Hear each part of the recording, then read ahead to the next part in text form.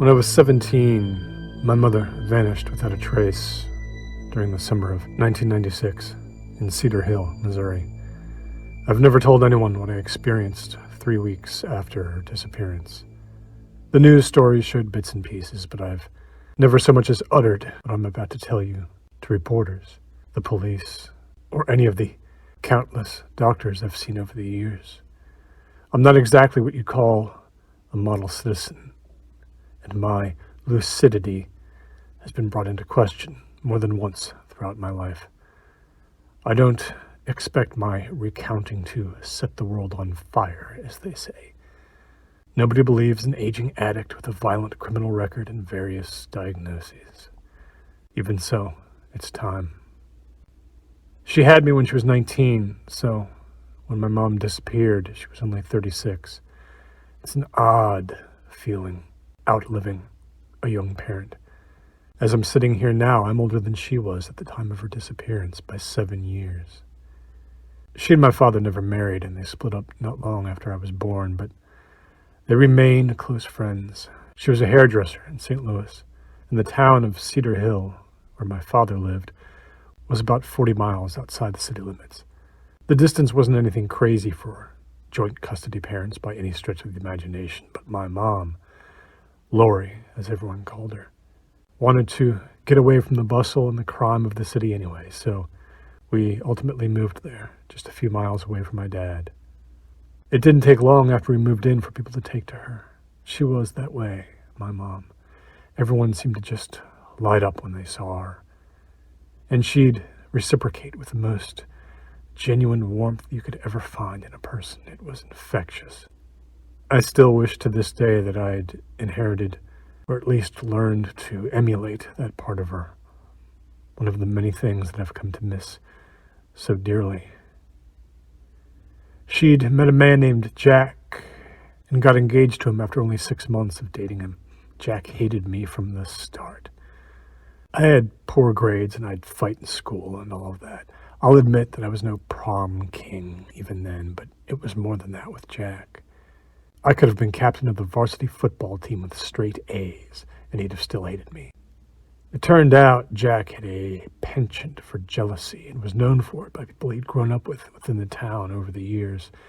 It seems he was even capable of being jealous of a mother's love for her own son. I'd hear some of the other women gossip about it at my mom's salon when she'd step outside to smoke, and they didn't know I was in the back. About that and his odd religious beliefs. People didn't seem to know what a nice, pretty woman like her was doing with someone that held such a tepid reputation from the community. But my mom seemed to gravitate toward oddballs. She was always a spiritual but religiously promiscuous person. Her parents and sister died in a car crash when I was just a baby, and she took it hard. As far back as I could remember, she'd sometimes cry about it when she'd have one too many glasses of wine, or when she thought she was alone. She'd always go to random different churches of various denominations, but I really think she was just desperate to find something that made her feel some sort of comfort about her loss. About 3 days before her disappearance, I'd heard her and Jack fighting in the living room. My room in that house was in the basement, so it was muffled, but it was something about Jack's church and them breaking some kind of rule, I think, but I couldn't be sure. I've tried and tried to dig into my memory and make the words clearer about what was said to the point of mental anguish, but they never reveal themselves. Jack and my mom fought a lot during that time, so I just tended to tune the arguments out. Ultimately, the police never connected it to anything of importance in the case. She seemed troubled the next 2 days after that. She and Jack seemed to be getting along just fine on the surface, but I couldn't help but notice her agitation, even as in my own head as I was at that age. I could tell she hadn't been sleeping and was chain-smoking her Marlboro menthols, something she normally only did as an after-work ritual in our garage. She kept looking out of the windows like someone could have been coming to visit at any moment, but they never did. The morning she disappeared, she said something to me at breakfast before she went to work at her salon, the last place anyone in the public would ever see her alive again. She looked terrible, and I could tell she still hadn't slept the night before, yet again. Jack had to deliver a load to Kansas City with his rig that day, so he'd left early in the morning. As she was washing our plates in the sink, she asked me, "Are you happy here, Kyle?" I didn't know what to say to her at the time, so I said nothing. I hated that town, and I hated Jack, and she knew that. I told her to leave him countless times. She said, "Today, your grandma told me she'd love for us to come stay with her and your grandpa back in Chesterfield." Her voice was breaking up, and I could see her shudder a little at the sink. She was crying. I reminded her that I never met Grandma and Grandpa. I asked her if she was okay. She said she was just tired. Afterward, as I stood up to go to a friend's house, the last thing she said to me while I headed out the door was, "After all these years, I finally found a way through, Kyle. I have something to show you later. I love you, son." It wasn't the first time she'd gotten wrapped up headfirst into some obscure religion looking for answers, so I just told her I loved her too, and I left. And that was what I told the police, that it was the last time I saw her alive. I lied when I told them that. Within a 15-minute window between clients at her salon, between 11:15 and 11:30 a.m., she was just gone. No trace whatsoever. Her lunch was still sitting in the microwave when the police arrived to search for any sign of fleeing or kidnapping, anything at all that would have given them an indication of where she might have gone to. They never found any evidence of distress or any sort of plan to run away, other than what I'd told them she'd said that morning. My first thought, one shared by her close friends, was that Jack was behind it. But his alibi was rock solid. He also apparently seemed genuinely distraught and concerned for her well-being when the police questioned him, and he was ultimately dismissed as a person of interest. The bastard changed the locks to our house on me the very next day.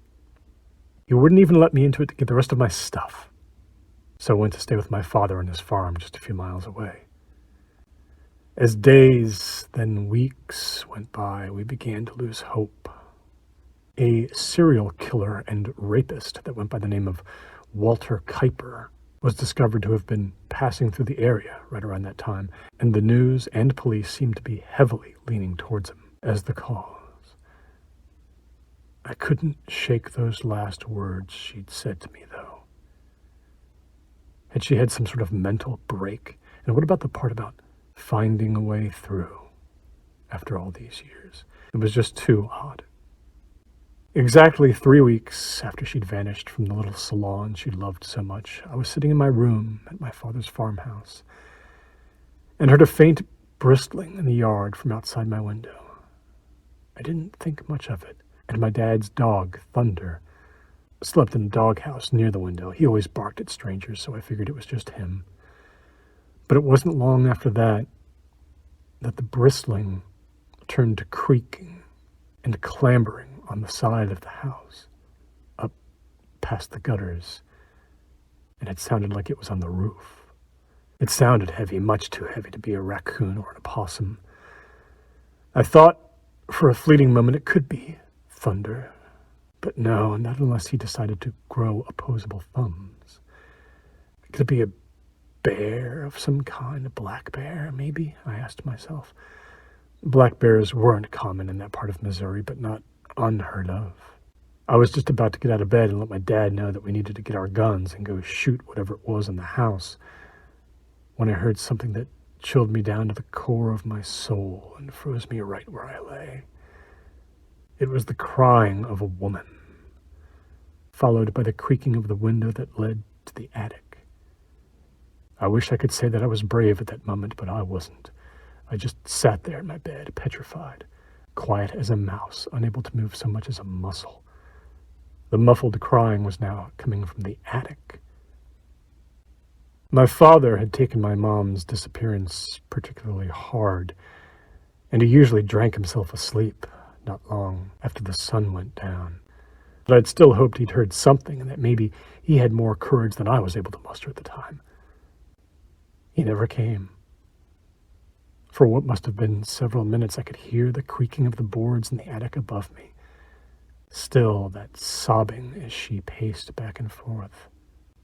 There was a shotgun in the hallway closet about 30 feet away, and if I was careful about crawling out of bed, I could get to it long before whoever she was would come down the attic stairs and open the door that was right outside of my room.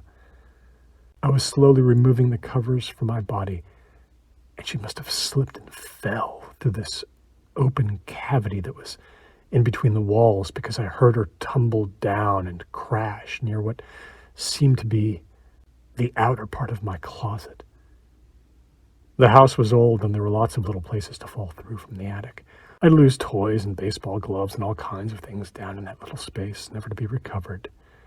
From the sound, even in my excited state, I knew that for someone to fall there that hard, they must have broken several bones and would probably die in there before too long. But the sobbing resumed shortly after she came plummeting down into there. My closet door had been left ajar, and I could see the faint outline of a new hole in the plaster, where her foot must have kicked out during her sudden and unexpected descent. The sobbing stopped, and then the head of my mother pushed its way through the plaster in my closet. It was very dark, but I could still recognize the shape of her face. She looked badly emaciated, and her eyes didn't look right. They looked almost lambent, like a cat's or an animal's eyes in the darkness. She was just staring at me with her head jutting through the hole. She gave me a face that was filled with deep commiseration, like she was sorry she'd let me feel so much worry and despair over those past 3 weeks. As wrong and awful as it was, seeing my mom's face after I was almost certain that I'd never see her again, well, it's hard to fully describe how that feels. I wasn't thinking straight. I began crying and just mindlessly said, "Mom?" I had no idea what to say or how to process anything that I was experiencing. She just started sobbing again in that same way she'd been the day she'd vanished. "I finally found a way through, baby," she said. Her eyes glinted like opals in the shadows. I asked her where she'd been and told her that everyone had been looking for her for weeks. She just told me to come closer and that she had to show me something. "I said I had something to show you, remember?" she said. And then she repeated herself a second time with an identical tone, almost like she was rewound. And then she repeated it again, and again, and again. I cried out to her to stop and told her she was scaring me. She stared at me with her mouth open. A silver ribbon of drool leaked out of it. And then she pulled her head out of the hole she'd made in the closet wall. I heard her shimmying up to the attic from where she'd fallen, and then I could hear her crawl out of the window and jump off the roof, running into the woods. I sat there for a while, I'm not sure how long, just trying to process what I saw. I eventually gathered myself and grabbed the shotgun, shook my dad awake, and told him that there had been an intruder. But I never told him who I'd seen sticking her head out through the hole in my closet, out from the cavity wall. We called the police, and they did their best to connect it to my mother's disappearance, but in the end, attributed it to an indiscriminate attempted robbery. Months went by without her ever turning up, alive or dead, and then a year. I signed up for the army the day I turned 18, and my father killed himself while I was still in boot camp. He'd called me at what was determined to be just moments before he put the barrel of his shotgun in his mouth and pulled the trigger. He told me, "I love you, son. Thank God you didn't see what she showed me. Forgive me." In 1999, her remains were found, not 500 yards into the woods, behind the house where she grew up with her parents and sister. She was nothing more than a skull and a handful of scattered bones. I'd been dishonorably discharged from the army by then and was serving the first of a 5-year prison sentence, the first of 2 stints of hard time I'd end up serving. And so Jack had what little was left of my mother's remains cremated, and still has them to this day. I've just been released from the 2nd sentence. I've been staying at the motel near Jack's place for a few nights now. I've broken my parole, so there's no going back at this point. See, my mom's friends had said over the years that she was planning to leave Jack, something I wasn't even aware of at the time. I wonder if he knew that. Even more, I wonder what he'd have done if he'd found that out. Possessive, jealous Jack, unable to even allow her to share her love with her only son. I've done a lot of research on that cult of his, and I wonder what he might have subjected her to if he found out she was going to leave him. A spiritually desperate woman, willing to do anything to speak with her dead family again. We'll find out tomorrow night, when I pay him a visit.